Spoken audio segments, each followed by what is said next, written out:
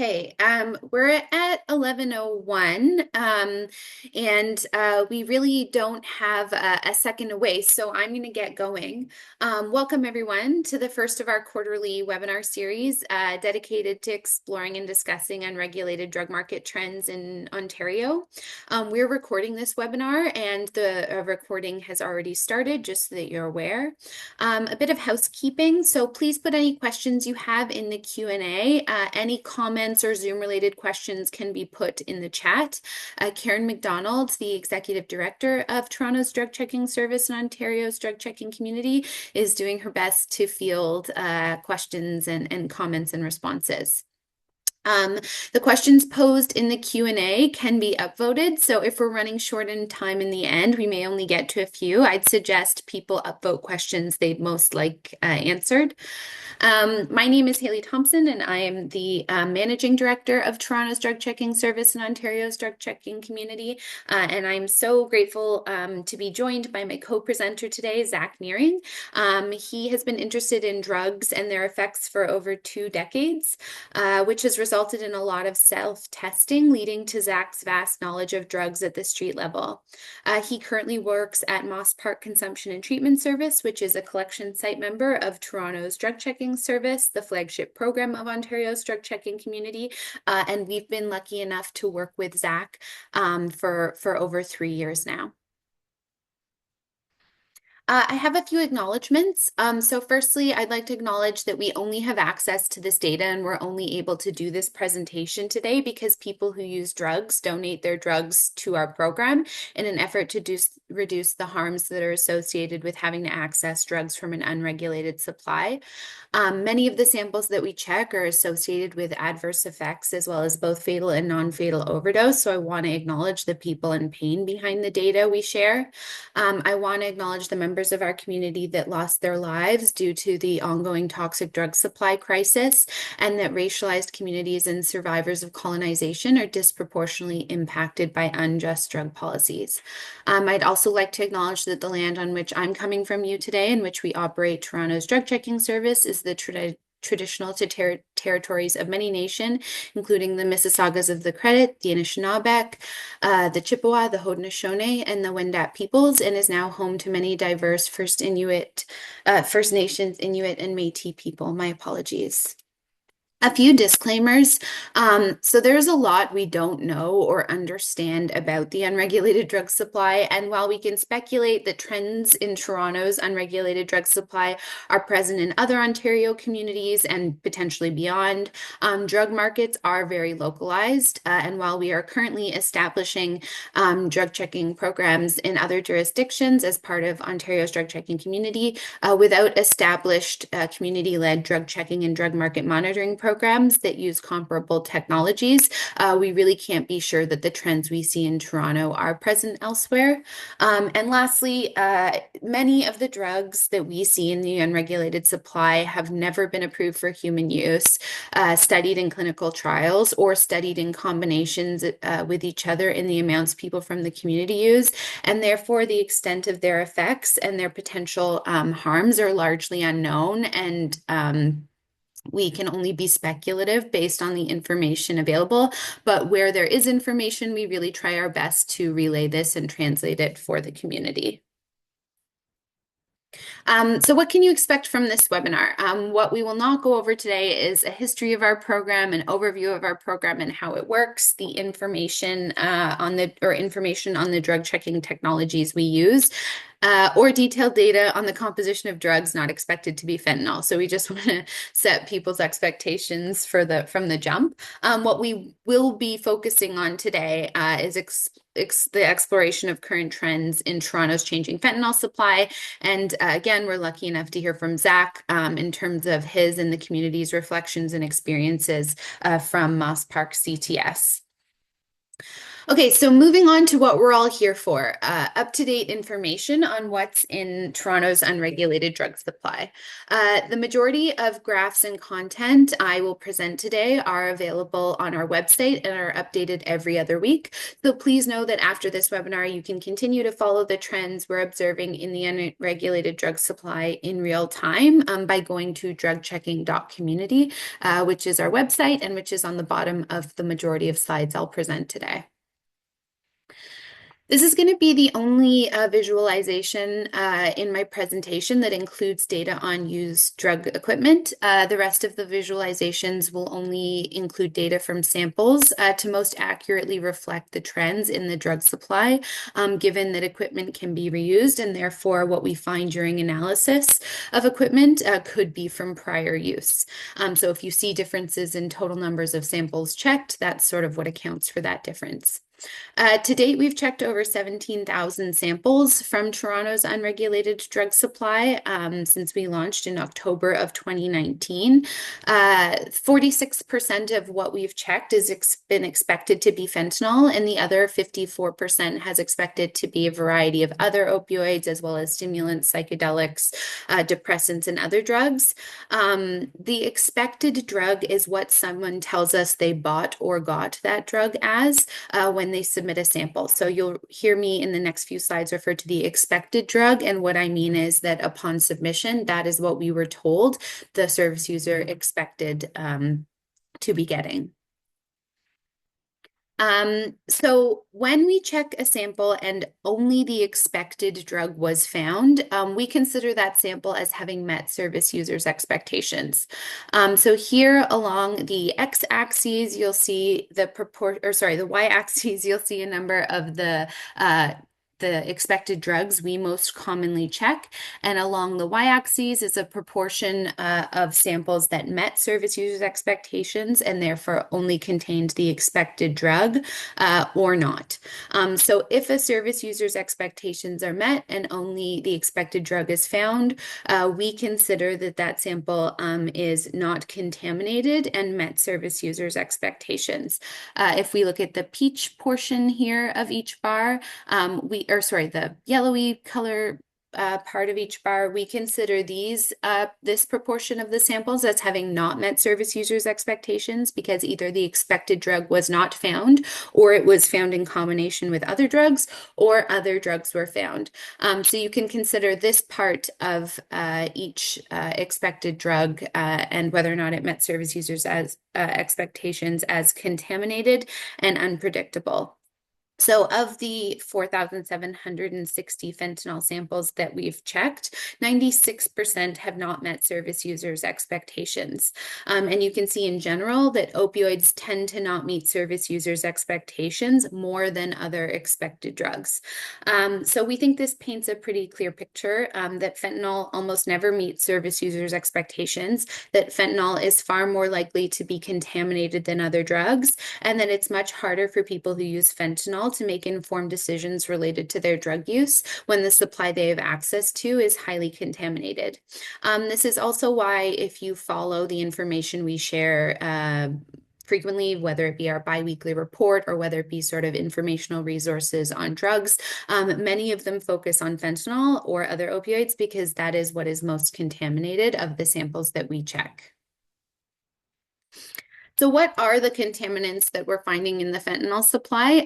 This visualization is on our website and allows you to follow what we consider noteworthy drug groups like nitazene opioids. So you can see that's the green line here, veterinary tranquilizers, the purple line here, benzodiazepines, the blue line here, as well as other potential central nervous system and or respiratory depressants like synthetic cannabinoids. You can see here in the legend, there's a number of others, so synthetic cannabinoids, other opioid-related drugs, barbiturates, and phenacetin as well. In late January, we were reviewing the data as a team and noticed that there were some dramatic shifts happening in the fentanyl supply that we felt we had to share more publicly than our biweekly reports. And while I'd only planned to present data until the end of February, the last 2 weeks have demonstrated just how volatile the the fentanyl supply in particular, obviously, can be. And as a result, I've updated the data to be up until March 7th. One of the most pronounced advantages of community-led drug checking and drug market monitoring is that the data can be shared in real time to help the community in real time respond. So the specific changes that we felt we had to bring to your attention today. One is sort of the return of fentanyl proper to the unregulated drug supply. So currently we're seeing fentanyl present in over 80% of expected fentanyl samples. And while this may seem obvious to folks, we actually haven't seen this proportion of fentanyl samples containing fentanyl since October of 2023. In the last 6 months, there's been a 50% decrease in fentanyl related drugs that we found in fentanyl samples. While in December of 2024, we were only finding nitazene opioids in 1% of expected fentanyl samples, we're now seeing them present in over 20% of samples. And in particular, what is accounting for this dramatic increase is a new high potency opioid and nitazene known as protodesnitazene. We believe we were the first in Canada to alert the public to the presence of protodesnitazene in the unregulated drug supply. And lastly, we're seeing sort of a decrease in the presence of bromazolam that we suspect is bromazolam being phased out of the unregulated fentanyl supply and replaced with more novel benzos. And then lastly, sorry, I realized I missed the veterinary tranquilizers piece, which is a very significant trend that we're noticing. So what we refer to as veterinary tranquilizers have jumped from just presenting in just 34% of samples in January of 2025 to over 80% of fentanyl samples now in March of 2025. I've grouped the changes that we've seen into 3 sections for this presentation. And first, I'd like us to take a look at the high potency opioids presenting in the fentanyl supply and just how we're trying to keep up with the ever-changing opioids presenting. We classify an opioid as high potency if it's considered to be as strong or stronger than fentanyl. And at present, the high potency opioids that we're most likely to find in fentanyl samples checked by our service are what we refer to as fentanyl proper. Fluorofentanyl, which is a family of drugs that include metafluorofentanyl, orthofluorofentanyl, and parafluorofentanyl. And at this time, we believe parafluorofentanyl is circulating, which is considered to be as strong as fentanyl. We also see methylfentanyl-related drugs present in about 35% of expected fentanyl samples, and this is a family of over 14 methylfentanyl-related drugs. And at this time, we believe orthomethylfentanyl is circulating, which is also considered to be as strong as fentanyl. And lastly, as I mentioned, we're seeing the emergence of protodesnitazene and nitazene, also considered to be as strong as fentanyl, that we first identified in mid-January. This graph is on our website and visualizes how often fentanyl samples contain multiple high-potency opioids. When we first launched our service in October of 2019, over 80% of fentanyl samples contained only one high-potency opioid, and it was most likely that that high-potency opioid was going to be fentanyl.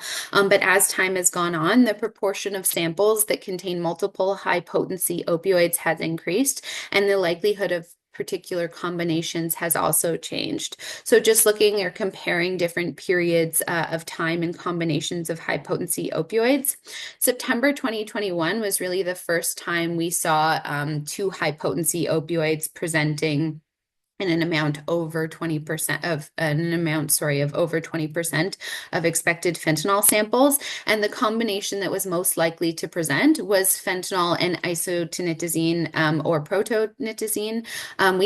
They're so chemically, structurally similar, we can't differentiate between the two, but they are considered to be up to 28 times stronger than fentanyl, isotinitazene in particular.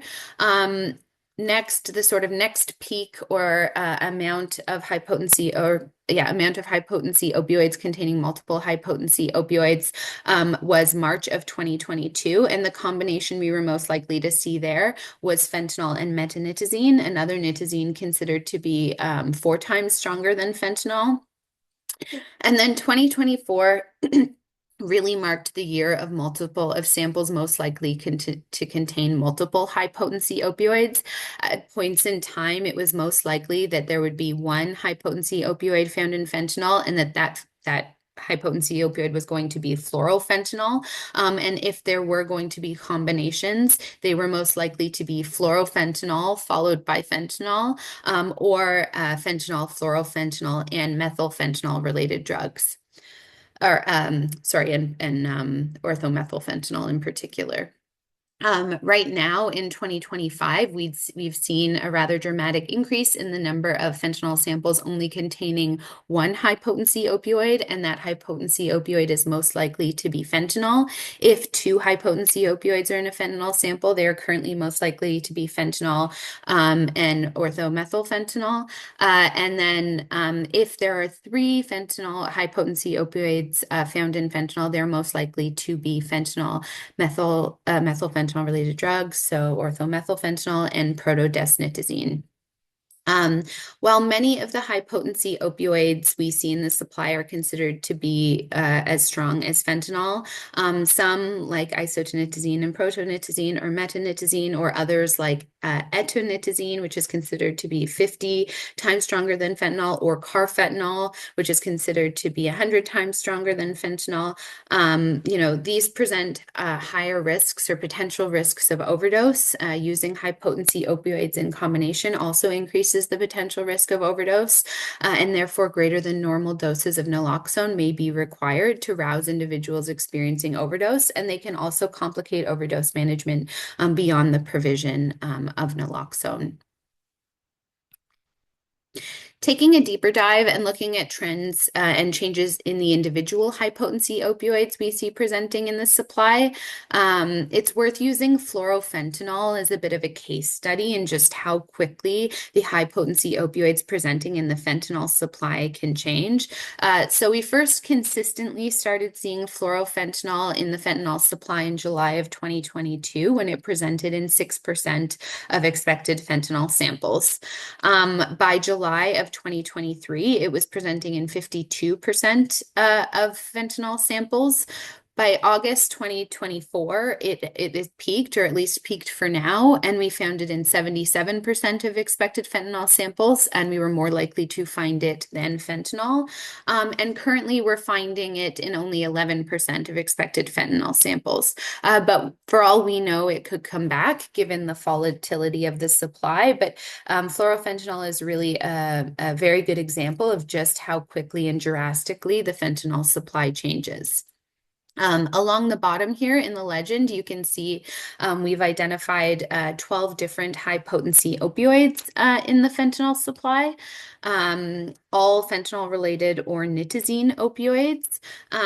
Changes in high potency opioids found in the fentanyl supply not only potentially impact overdose response given their suggested varying potencies and equivalencies, but changes in the unregulated drug supply in the fentanyl supply, for this example, can also impact people's access to treatment. So we became aware of a community member and service user who was trying to access treatment and was being denied opioid agonist therapy because the urine drug screens that were being used on them were coming back negative for fentanyl. But because they were a service user of drug checking, they were actually able to share with their provider that what they were using, despite them thinking it was fentanyl, was metanitazine, which was not included in the panel being done on, for their urine drug screen. And so it just shows, one, how volatile the supply can be, and when people sort of the potential harms that come from people not knowing what's in the drugs they're using, and the assumptions that are made about fentanyl being in the unregulated fentanyl supply and how that can't be the case. Luckily, this person was able to access treatment, but just an example of why these differences in high potency opioids presenting in the fentanyl supply really matter. Sort of the second big change or trend I wanted to bring to your attention is the changes in the benzodiazepine supply. So we're kind of wondering if it's the end of an era here, as it would appear that bromazolam is being phased out of the fentanyl supply. Um, to date, we've identified 17 benzodiazepine-related drugs. In this legend here, there are only 14 because this data only includes substances, but you can see all 17 on this viz in our website, which is individual noteworthy drugs presenting in fentanyl. When we first launched the service, you can see this sort of tealy green color here is atizolam, and atizolam was the benzodiazepine that was most likely to present in the fentanyl supply until 2022. And then, during COVID, we saw a lot of different benzodiazepine-related drugs enter and kind of leave the supply. But as of September 2022, the benzodiazepine-related drug that was most likely to present in the fentanyl supply was bromazolam. At times, we've seen benzodiazepine present in as high as 79% of expected fentanyl samples. Currently, we're finding at least one benzodiazepine-related drug in 39% of expected fentanyl samples. And as of March, as the graph notes, as of March, ethyl bromazolam is currently the drug or the benzodiazepine-related drug we're most likely or to find in fentanyl, or that will most commonly be found in fentanyl, followed by disalkylgidazepam. And we're just as likely at this moment to see disalkylgidazepam as we are bromazolam in the supply. This actually isn't surprising and was predicted by the drug checking community, given the international scheduling of bromazolam in 2024. When we see various supply suppressing measures being introduced, it's often that the unregulated drug supply responds by introducing new and increasingly novel drugs. So ethyl bromazolam is a relatively new benzodiazepine on the scene, if you will. In fact, when our lead of the drug checking unit, Mira Bisram, identified ethyl bromazolam, we were very hard pressed to find information on it on the internet. We actually sort of endearingly refer to ethyl bromazolam as mirazolam. None of the benzos that are currently or most likely to present in the fentanyl supply have been approved for medical use. So what do we know about them?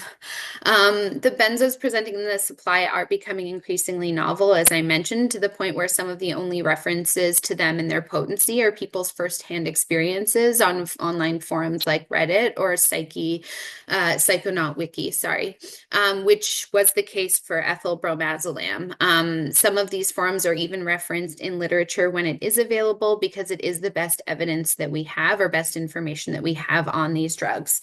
Bromazolam is suggested to be a high potency and short acting benzodiazepine similar to alprazolam or Xanax. Disalkylgidazepam, is suggested to be a low potency and long acting benzo similar to diazepam or Valium. And ethyl bromazolam is suggested to be similar to bromazolam, considered to be high potency and short acting. Up until December of 2024, the non-opioid sedative or tranquilizer that we were most likely to see present in an expected fentanyl sample was a benzodiazepine, but things have changed. We're really sort of entering this next phase of veterinary tranquilizers being in most fentanyl samples. My apologies. Hey, sorry, Yeah, Hale. yeah. Someone's just asked if you can slow down a little bit. Oh, geez. Of course. Yeah. Sorry to interrupt. No, I really appreciate it. And my apologies, folks. Um, So, yeah, we're currently seeing the supply change where benzodiazepine related drugs are not the sedative or tranquilizer that we're most likely to see in the unregulated drug supply. We're actually more likely now to see veterinary tranquilizers, which are presenting, or sometimes referred to as tranq, which are presenting in 83% of expected fentanyl samples. There are currently two drugs presenting in the unregulated supply that we or our program refers to as veterinary tranquilizers. And I was actually, I brought this up in a national drug checking community of practice that we have. And my colleagues kindly pointed out that this term is up for interpretation, as drugs like carfentanil and ketamine are also used in veterinary medicine. So I want to acknowledge that this is what we consider veterinary tranquilizers in our unregulated drug supply. The first is xylazine. So xylazine is known to cause effects like low blood pressure, slow heart rate, amnesia, prolonged sedation, and has been associated with wounds that are distinct and not necessarily that result from injection drug use. Xylazine is known to be a vasorestrictor, meaning that it would reduce the amount of blood flow to a particular body part, which is believed to be the reason or suggested reason as to why these wounds develop. At this time, we believe medetomidine is the drug that we're seeing is of the mixture between medetomidine and dexmedetomidine. We believe it's medetomidine that is circulating in the unregulated drug supply. So medetomidine is approved only approved, and used in veterinary medicine. Dexmedetomidine is actually the active component of medetomidine, and it is approved for human use. But given how expensive dexmedetomidine is, it is believed that what we're really seeing is medetomidine in the supply. Medetomidine is known to cause similar effects to xylazine, but it is particularly known to cause profound sedation and incredibly slow heart rates to the point where people have very low or no identifiable pulse. The use of medetomidine is not known to be associated with xylazine-like wounds at this time, but literature suggests that we really don't have enough information on prolonged exposure to medetomidine in combination with the drugs we see in the unregulated fentanyl supply. I also recently learned, thanks to Zach and Seth from Moss Park, that medetomidine is considered to be 200 times stronger than xylazine. This was news to me I wasn't aware of. So, just an example of why it's so important that we're all working together to sort of share the information that we know about these drugs and the literature that exists on them. So thanks very much for that, Zach and Seth. We first detected xylazine in September of 2020, but that was in used fentanyl equipment, so it's not captured in this visualization. But it did present in substances in January of 2021. And so that is what you can see along the bottom here of xylazine is the blue, and it presented without medetomidine up until December of 2023 when we identified medetomidine. And since being introduced, both medetomidine and xylazine have had a constant presence in Toronto's unregulated drug supply. While we have seen a fairly significant increase in medetomidine shown on the graph, it's really the drastic increase in xylazine that is contributing to over 80% of fentanyl 80% of fentanyl containing a veterinary tranquilizer at this time. As the graph demonstrates, we've never seen our unregulated fentanyl supply here in Toronto contain this proportion of veterinary tranquilizers. While we're not aware of other jurisdictions in Canada seeing this amount of veterinary tranquilizers in their local supplies at present. We also appreciate that just given the technologies our program uses and our ability to aggregate and share data in real time, it just may be that we're first to share these trends, but not that we're not the first to be experiencing them. We are well aware of places in the US like Philly that have been seeing veterinary tranquilizers in upwards of 90% of their fentanyl supply for years now. So, a good example of how much variation there can be between supplies in places that are relatively geographically close. We really, yeah, it's just been the last 2 months that we've seen the presence of veterinary tranquilizers reach the level that our colleagues are seeing in the States.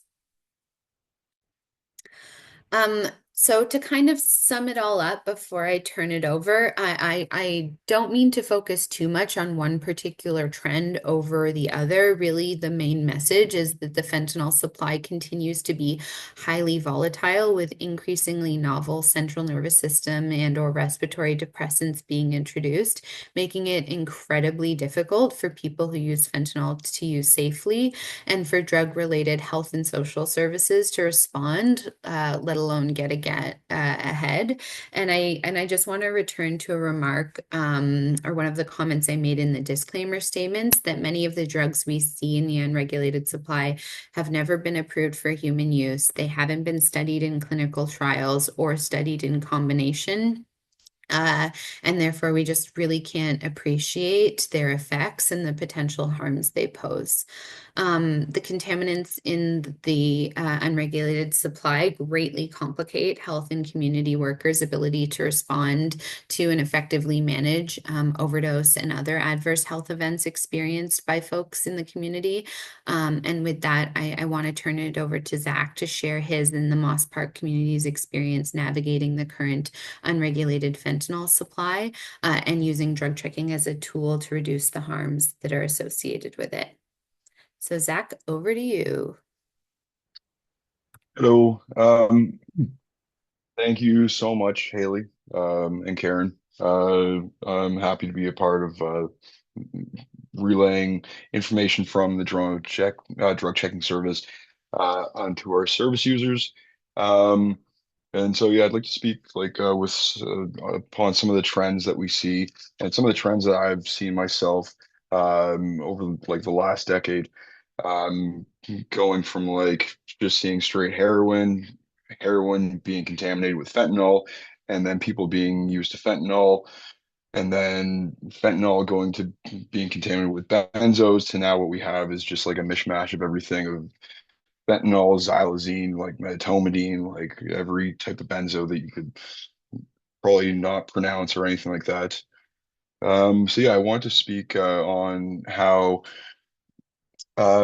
we kind of like talk to our service users at Moss Park, and I can really only speak for the realm of Moss Park because the supply changes all over the city. Um, but yeah, uh, so a lot of reasons that people will get their drugs tested are because they might have like an overdose, they might have an adverse reaction, their stuff might be weak, or they've just found a new dealer and they just want to be safe about what they're putting into their body.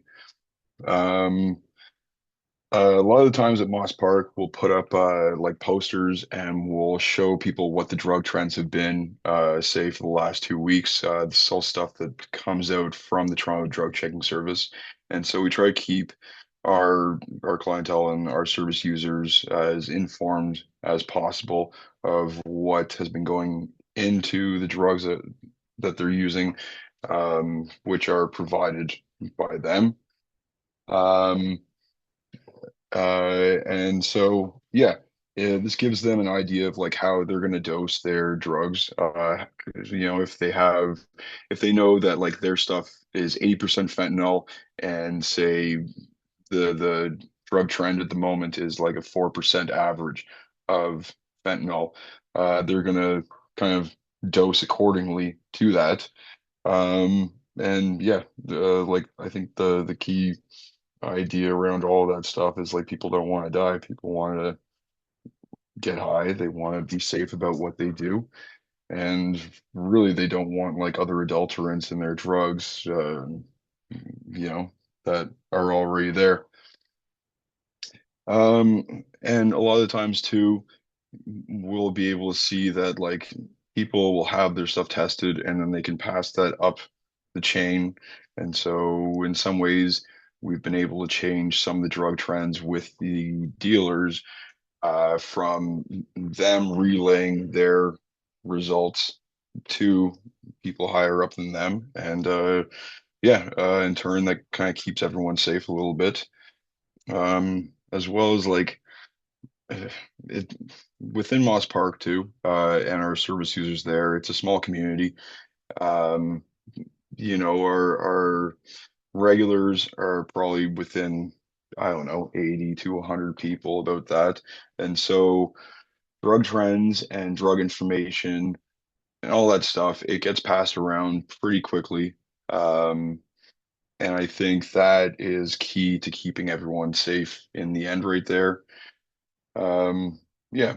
And so one thing that we do try to foster within that and within Moss Park is trust and, you know, looking out for the well-being of everyone that is there. We want to know what is in their drugs as much as they do because we want to know how we can act accordingly with all of those drug trends. Like we've seen it where, if it's a very benzo heavy dope, then, we can be prepared that we're going to have a lot of sleepers at our site. If it's xylazine or like a medetomidine right there, we can anticipate that we're going to have um, a lower heart rate and something that goes below, say, 45 beats per minute. We're going to be calling the paramedics because, that's just not a safe level for anyone to be at right there. Yeah, with the methyl fentanyl, we're going to be able to predict that there's going to be more overdoses where people think that they're just doing straight fentanyl. Um, yeah. Um, Another thing I'd like to say is like we don't only receive samples and stuff like that from our immediate service users. We have people from the outside world coming to our site to have their things tested because they've heard of us through, I don't know, friends, through the internet, through who knows where. But we will give them the same respect and we will give them the same information, all that stuff that we would anyone else. Um, no one is really turned away from our site, and we just want to make sure everyone is as safe as possible. Um, yeah. Uh, Another thing too, with the xylazine, the wounds and stuff like that, like an anecdote that, I can kind of speak upon would be like, and with fostering care, is someone that thinks something as menial as like just maybe a small wound that's on their hand or something like that, we'll create a conversation and we'll say, well, where do you think that might have come from? And do you know this is an adverse reaction to what might be in your supply? This is like something that we've seen from the contaminated drug supply. So we can relay them onto a nurse practitioner or, a nurse that we have on site. They can get some of the help that they probably wouldn't have otherwise seen anyways. Yeah, and so I would think that like the community members and the people that we serve at Moss Park are a template for what we can learn from and what we can grow with. And drug users are basically the ones that we're trying to take care of, and they're the ones that are in charge of a lot of this stuff right there. We're just trying to help them out with this whole thing. Um, yeah. So I will go on to some slides that I've come up with. Thanks to Haley as well. We kind of like canvassed a lot of the service users at Moss Park with some questions about like how they react to their drugs being tested, what they will do with that information and all of those things. So yeah, I'll kind of pass that on to you, Haley. We can go through some of the slides. Great. My apologies. I skipped ahead there for a second because I wasn't sure, but just please let me know next slide Oh, that's okay. when it's time. Um, so yeah, the first question is why do you use the drug checking service? And so yeah, a lot of people, yeah, they want to protect themselves from the dangers of the supply, adverse reactions. They want to know that they're being safe in what they use, even through, an unregulated, very dangerous, very lethal supply of drugs. They want to know what's going on in their body. They want to know what they're putting into their body. And yeah, if they've had an overdose that, say we at Moss Park have helped them through, they want to know what caused it. It's curiosity right there. Yeah, for their own well-being and their own lives. Next. And so yeah, the next would be, does having information on what's in your drugs change how you use them? If yes, how so? So yes, if they're tainted, I will toss them. Uh, it helps me regulate my dose accordingly. So something that I just spoke upon right there. They know if it's like a super strong batch that they have, and everything around right now is something that they had done the day before was half the strength. They're going to dose accordingly with that. Other people, they have become accustomed to, which is weird enough to say, knowing the taste of what some of these drugs taste like. The difference between methylfentanyl, benzo, or fentanyl proper right there. So a lot of people will do test doses by smoking it. A lot of people will do test shots, which we like very much push for right there. Um, especially when they're not at our site and they're using within community after hours, if they're using a loan or anything like that. We just want to make sure people are as safe as possible. Um, and then also, yeah, if it's cut with a trank, people will stop buying from that person. And I think that's what I kind of mentioned with passing up through the chain right there. Yeah. Um, and then, yeah, people just want to be safe about things. And they'll take less if it's a stronger dope. Next. Are you ever surprised by the outcome of your results?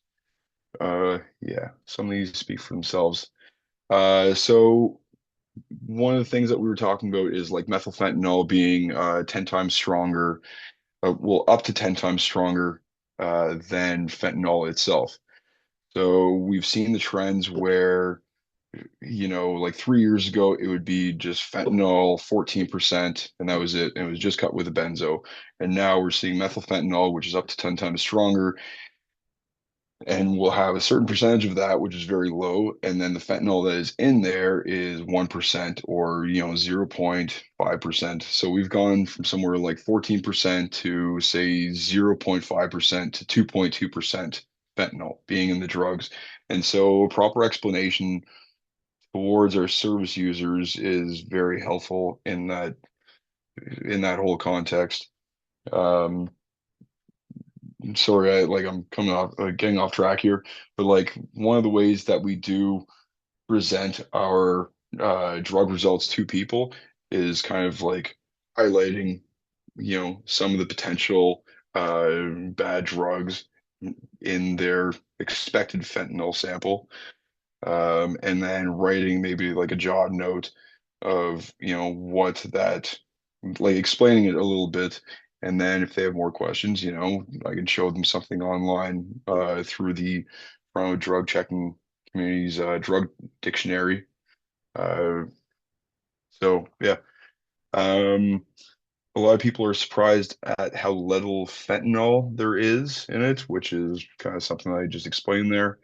And then, yeah, this is something that kind of piqued my interest, that people will do the drug, and they will kind of guess what they thought was in it. And so people are kind of like starting to understand and starting to get the gist of what a shitty supply is. And I don't know how they can kind of feel it out for themselves because they're so used to it changing so often. And another thing is how small of a sample that we actually need to have an accurate test, which is just a tenth of a point. So yeah. So which in explaining that to people, it really helps to get the samples out there, get the information back to people, and yeah. Anyways, I realize that we're getting low on time. Next, please. Sorry. No problem, Zach. So are you able to notice the difference between tranks and benzos? If so, how? For a lot of people, they do not expect to have tranks or benzos in their dope, or they don't know which one it's going to be. And yeah, for them, it's just going to be like they'll do a shot and then they're just out. There's been a lot of people not remembering things, people being kind of in fugue states, people having blackouts, just doing like some things that are just uncharacteristic, and things like that. And, they feel remorseful afterwards. They feel embarrassed a lot of the times. And, all around, it's just a shitty feeling, and no one wants to feel that way. Um, And yeah, yes, dewormers and cocaine is just as useless. Totally. If someone trailed off there, I don't know if they were doing some trank at the time. And yeah, the infected wounds. So some people do a shot, say in their arm, and they will receive like a wound on their hand. And some of these, like, there's been debates about this, but some of them seem semi-necrotic where it rots from the inside out. And I've seen it with people where they have the same wound for 6 months at a time, and that thing is not going away. So yeah, the tranks are very dirty. Um, yeah, next, please.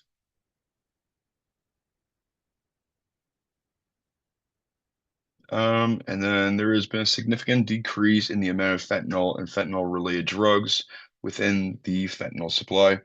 Sorry, but it's repetitive and it's just very important to note that what we're kind of basing this off is the fentanyl supply. And have you felt the difference? Yes. One thing that sticks out, someone saying that I've lost a lot of money due to all this because I can't do it, but they refuse to give it to anyone. They refuse to trade it for any other drugs. They don't want their friends doing any of that stuff. So that's community keeping each other safe. Um, and yeah. Next. So these are some of the comments that I canvassed people for, I think last year at Moss Park, just about the drug checking service in general. And so a couple that stick out is having your fentanyl tested has helped not only the person that is taking the drugs, but who they're doing the drugs with. So they want to know what's in their supply, and if they're helping someone else out, they want to make sure that their friend is going to be okay too, because no one wants, to see their friend overdose off of stuff that they had given them right there. Um, and one thing that people aren't the most stoked about is the wait time for the results, but really I don't know, just kind of a factor in the whole process. It's not like we're using just straight up test strips. We're getting like quantitative and semi-qualitative results. Um, yeah, and another person here, they have some drug allergies, and we've also seen this with a lot of people at Moss Park. Not a lot, but a few people at Moss Park where they could be allergic to benzos, and it'll give them an adverse reaction, say like hives, swelling of the throat or something like that. So it's better to know kind of what's in what they're using, and in turn, if they have to wait for the results, why that happened to them. Um, and I believe that might be the last of my part of the presentation. So thank Yes, you Zach. guys. Yeah, no, thank you so much for sharing this like space with me, doing this webinar with me. I really thought it was important that beyond just sort of the data we have from the service, that we hear about how these trends are playing out in the community. So thanks so much to you and the Moss Park community for contributing. I also want to thank our central operating team and members of our other collection sites and analysis sites, as they each play such a unique and vital role to us being able to operate the service. We have 10 minutes left, so I'm just looking at the Q&A, and I see that some questions have been answered and some are still open. I'm going to first start with questions that don't have responses that are open, given that, hopefully we'll be able to answer those, and then there's at least some answer. So our first question from Michael Beasley is that it's important to focus on the relative potency of fentanyl analogs, benzodiazepine analogs, etc. Is there anecdotal evidence of qualitative or subjective differences between any of these analogs? So in some cases, I'll start. Zach, please chime in. In some cases, yes. For our drug dictionary, we've done our best to use the literature available to understand sort of the potency of these drugs. But as I said in my presentation, there are also really great forums, like whether it be Reddit, whether it be Psychonaut Wiki, whether it be Erowid, of people's experiences with these drugs. So those are places that I would suggest you turn to for sort of subjective differences between these analogs. Zach, do you have anything to add? Uh, I was gonna say that, yeah, I pretty much grew up on Arrowwood right there, and there's so many. Uh, uh, I think there's another one that's blue light or something like that, and I think it's specifically for injection users. But that is something that's like um, an anonymous resource right there where people can kind of like feel safe within the community there to talk about these things. Thanks. Our next question is from an anonymous attendee. So, have you noticed a connection between the level of xylazine and the presence of wounds? For example, higher concentrations of xylazine resulting in more people with wounds. Do you feel that's something you can speak to, Zach?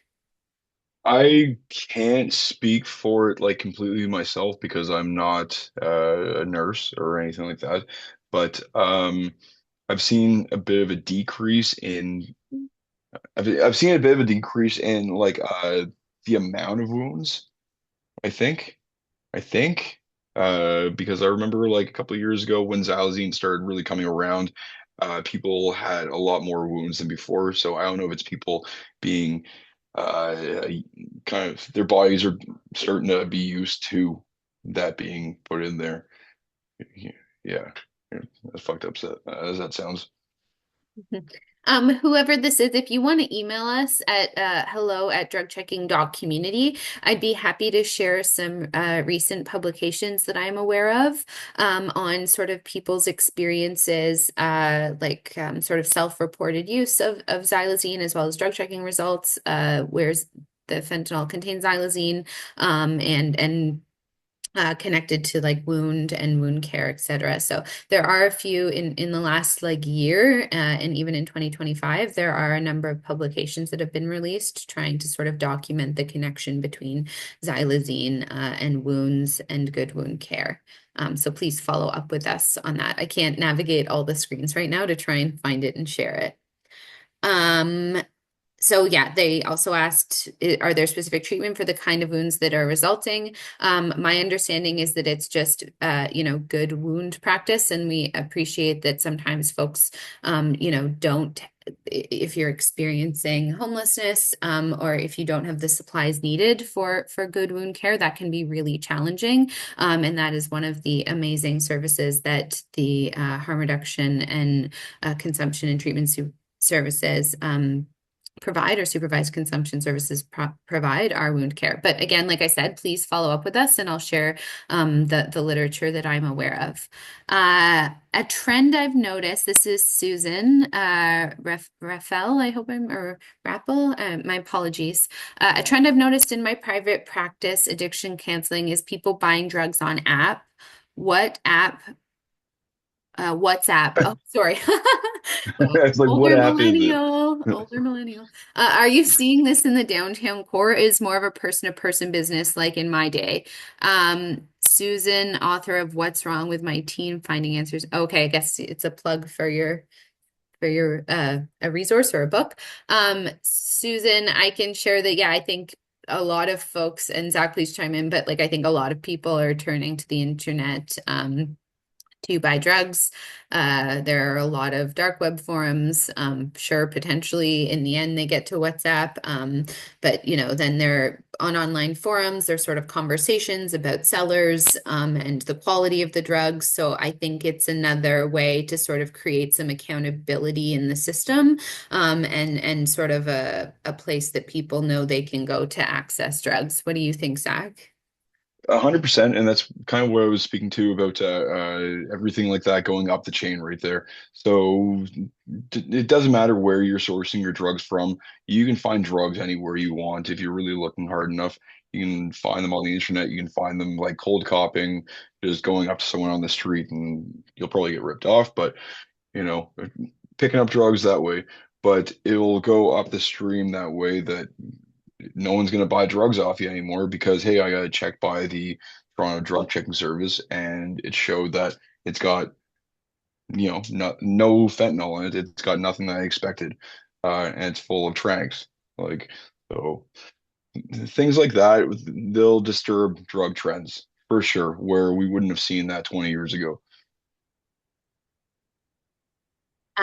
Okay, we have just a comment from Anjali who's saying they hear there's new narcotics in the drug supply in the US. For sure. I mean, we see novel drugs being introduced to the unregulated drug supply all the time. We have a question for you, Zach, in particular from Omar. Hi, Zach. Good to see you. When I was at Moss Park, I heard staff were dealing with a lot of clients and experiencing cardiac depression. Is there any knowledge on whether benzos or trank are contributing to this more, or are they both playing a role? Do you feel Um, if you're able to answer that, Zach? uh, and same thing I've said before, like I am not a nurse. I am not educated too much in that realm. But from what I can speak of, I've seen a lot of tranks lowering people's heart rates. And benzodiazepines, we've seen a lot of that where people will just sleep all day long. Like someone can be asleep for 10 hours from certain types of benzos. A lot of the tranks, people's heart rates will go down way, way too low. And they'll put them in like a state of tranquility right there where they black out, they don't remember things, they have a very low heart rate, and they should definitely be going to the hospital.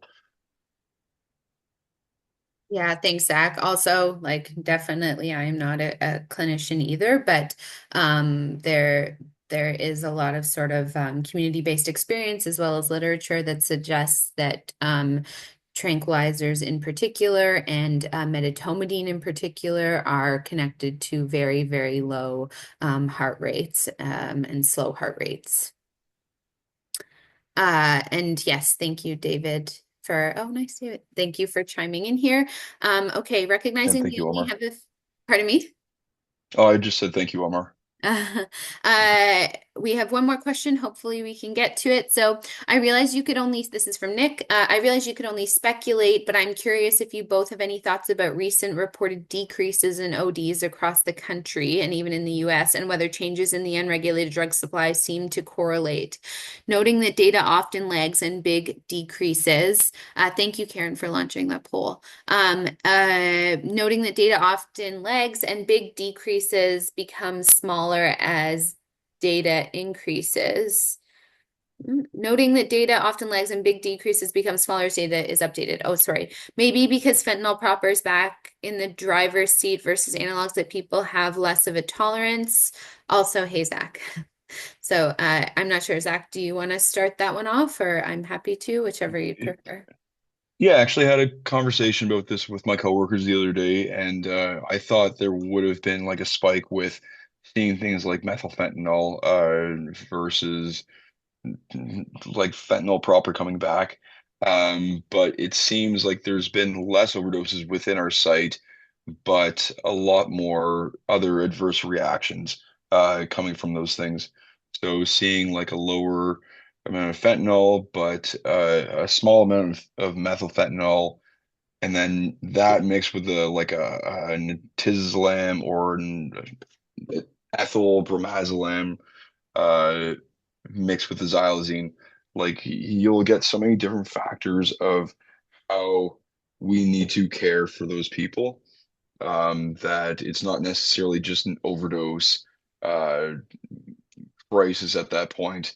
It's it's a whole it's a whole uh, solid thing of every type of care that we need to give to that person,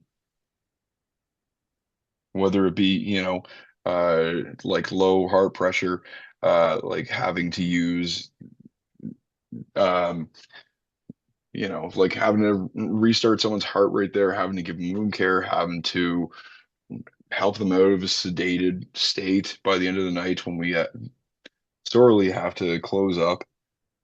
Yeah, there's so many different ways that we have to care for people, not just dealing with an overdose at that point. I appreciate that it's 12:01, so anybody who has to leave, like, thank you for your time. We'll try and answer these few more questions, and wrap up soon. Yeah, Zach's such a good point. Like, while, fatal overdose, obviously we want to be seeing reductions in fatal overdose, and it's also my understanding that I believe that's the case in BC and Alberta, but it's actually, and sorry, and Ontario too. So but anyway, I won't go there. But just that, while reducing fatal overdose is really important, it's all these other adverse health events that happen when people are exposed to like the contaminated drug supply, that really start to add up and that can cause significant harm in the long run. Uh, And yeah. and yeah, one thing I was saying earlier is like the drug scene is uh small enough, and unfortunately is getting smaller and smaller. So a lot of people will be able to relay all these messages to each other. Like I can talk with some of my friends in Montreal about this stuff, and also Ottawa, and like to BC and back, and we can talk about like the drug trends and all this stuff. So just having these networks, having these sites open, having the ability to relay every message like this about drug trends is so much more beneficial than most people understand that it could be. Thanks, Zach. Just a kind comment from Michelle, that she really appreciated the example of the service user seeking treatment and the lack of fentanyl positivity in the urine drug screen, and their ability to access. So yeah, this was very yeah, we're really happy we sort of this was brought to our attention that this was the case, and definitely just speaks to the complexities of the supply. And in addition to sort of just the exposure of the contaminated supply and the potential harms it brings, the idea that it could also deny somebody treatment is just really heartbreaking. And she says that perhaps it could even be persuasive in Alberta. Um, okay, well, at this point, these are all of the questions in the Q&A that hadn't been answered. So I really want to thank everybody for joining our first webinar, and Zach, especially to you. We didn't share this, but Zach is actually doing this on his vacation from France. So Zach, thank you so much for making time for us and being available to do this. It was so important to have you here, and for you to do this with me. So thank you. I didn't have anything else going on, so